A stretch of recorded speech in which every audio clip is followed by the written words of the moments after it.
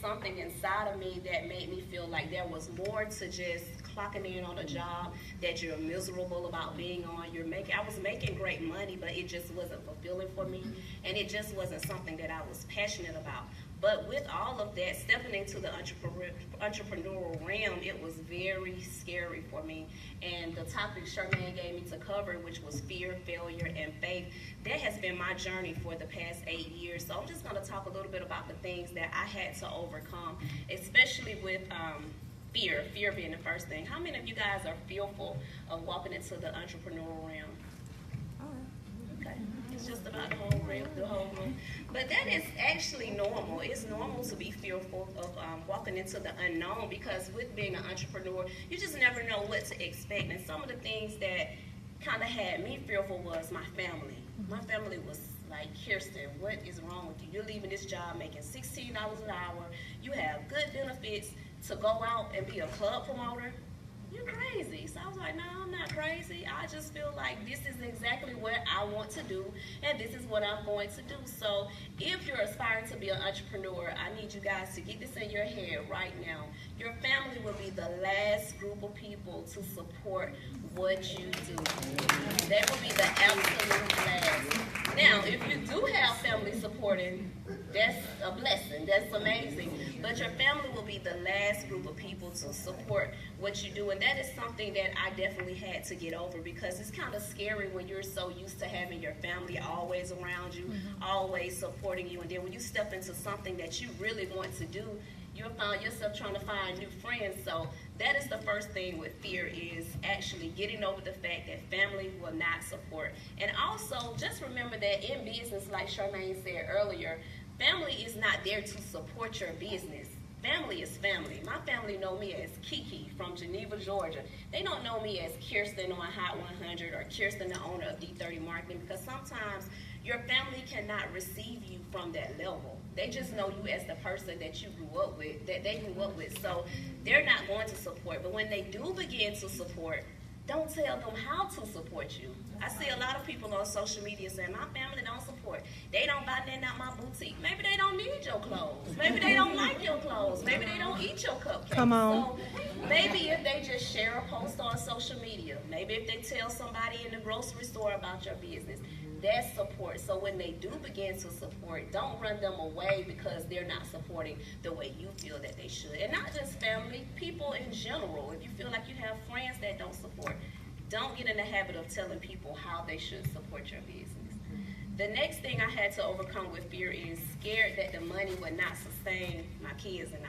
Now, my kids are not really that far apart. It's like having a set of twins. So at that time, I was really fearful because I'm stepping off of a job where I have the insurance, I have the money to take care of my family, and I'm walking into the unknown, not knowing if I'm going to get paid Friday, if I'm going to get paid the next week, if things are going to go the way that I want them to go. But the biggest thing that I had to learn is that when you decide to become an entrepreneur, you really have to pray and ask God, you know, is this is what you want me to do? And if this is what you want me to do, I know that you will make a way for me to do that. Also with that, with entrepreneurship, you have to understand that it's 24/7. I'm so sleepy right now. It's ridiculous. Felicia and I didn't get home until 1 o'clock last night. I was up yesterday from 4 o'clock in the morning at work all the way until 1 o'clock at night. And I had to get up to come up here at 7 o'clock. So entrepreneurship is 24/7. The grind does not stop, and you have to accept that. Even if you make $3 today and $3,000 tomorrow, you still have to keep going, because that is what pays your bills. That is what grows your network, your brand, and all of that great stuff. So you have to keep that in mind. Some people think that entrepreneurship is like getting paid every Friday. It is definitely not that. I've had some days where my bank account was so low, but I was so happy. I was so full of joy because I was doing what I wanted to do, and I knew that ultimately, if God told me to walk off of this job, he would definitely make a way. So don't worry about the finances, but you do have to accept the fact that some days are not going to be as good as others. The next thing I had to overcome with fear is people not patronizing the business. Of course, I kind of just covered that, but you don't have to worry about those that don't patronize it. You should put your focus on those that do. A lot of times on social media, people just my cousin don't come over here. I did this event and nobody showed up. Maybe you didn't market it right. A lot of times it's not even about the people. It's about you, the entrepreneur, the person. So you don't need to worry about the people that don't support. You have to focus on the people that are here right now. And that is what matters most. Also, another thing I was fearful about was going into business and growing it and learning the business side of it. Everything that Charmaine covered earlier. Because a lot of times we jump out here and start businesses because right now social media makes everybody famous. You create a Facebook profile or Instagram and that's your business. But people don't have business licenses. People don't know how to construct a business plan or marketing plan. They don't know anything about advertisements. So that was another thing that I had to learn along the way. And some of the things that I would definitely recommend if you're in that state right now is getting a mentor. When I first started my business a few years after I decided to come out of club promotions and start walking into the business realm, I got with Felicia. I was actually out networking. She had a venue, and I needed a place to hold an event that I was having. And I asked her, I said, will you be my mentor? Because I just liked the way she just was. Just delegate, and she just has this boss walk about herself, and I felt like, okay, that's me. That's how I am. So I would recommend to all of you guys as entrepreneurs, never think that you know it all, because you don't. Get a mentor. Get a coach. Don't be afraid to invest in yourself. People think that things are just going to happen overnight. The money is going to come. It is not. So I'm telling you, you're going to put out way more a lot of times than you receive. So attend webinars, events such as these today. Read. A lot of people don't like to read books. Find some good books to read that is centered around your entrepreneurial gift, your talent, or whatever it is that you have, and just absorb it and master it. I remember a conference I went to in Florida, and the guy was saying people attend empowerment sessions all year long. They go to this conference, this event, that event, and you're getting all of this knowledge, but you're not absorbing it and mastering it. So you don't have to be everywhere taking pictures at everybody's empowerment event. You can go to 2 a year and take all of that information and master it. Because if you're absorbing it, you're not obtaining it, and you're not mastering it, then it's not doing you any good. So like the information you guys are learning today, this is enough for 2 years, honestly. So if you master this information, and then you start going to other events, because you have to master what you learn, and that's how you understand if you're retaining what you're learning or not. So do I have any questions so far? Okay. The next thing is I had to increase my prayer life. I don't want to get super spiritual on y'all, but as an entrepreneur, you're going to need something a little bit more than a business license. Say it, preach. God. God has been the forefront of my journey. People look at me and they just do not understand. How did this girl do all of this? I just don't get it. It don't make sense. She just be on Facebook. And I will tell you guys, a lot of the successes that I've obtained, it's just been favor. It's been favor. It's been building relationships. It's been networking. It's been doing favors for others. So I would definitely recommend that you get a prayer life with God, Allah, Buddha, whoever you believe in.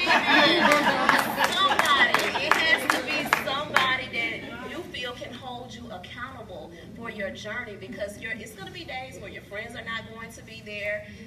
Nobody's going to understand it. Then as you're building your business, one of the first things I learned from Felicia, she said, you got to stop telling everybody everything. I'm putting everything on Facebook. Because when people know your moves, they begin to plot and pray against you. And then you have to worry about the dream killers. And those are the people that you think you can confide in, but then when you tell them your idea, your plan, next thing you know, you see them doing the same thing on social media. So it's like, who can I trust? And that's why you have to have a higher power to believe in, to definitely get you through those days when the money is low, for one. Also, be sure that you're walking in your purpose. A lot of times entrepreneurs just start businesses because they may like to bake. I just like baking, or I like baking cupcakes because Katie cupcakes cute, and I can make my cupcakes cuter than Katie. It's not about that. Katie may be walking in her purpose. Katie may have gifted hands, whereas you're just reading out the recipe book. I put this much sugar, this much flour. So make sure that it's your purpose. And how you find out if it's your purpose or not, it's that one thing that you'll do. Again, if you could not get a dime for it, and you can still do it. Love it, like right now. Also, stay focused on you and your business. That's the biggest thing. Don't get confused on what Charmaine is doing. Charmaine has had this event for 2 years. People will take an event that I have a mother and son dance. I've been having it for 6 years. People will take a 6-year event and start it in the first year and think, I can do what she do. But you don't know my favor. You gotta say it, preach.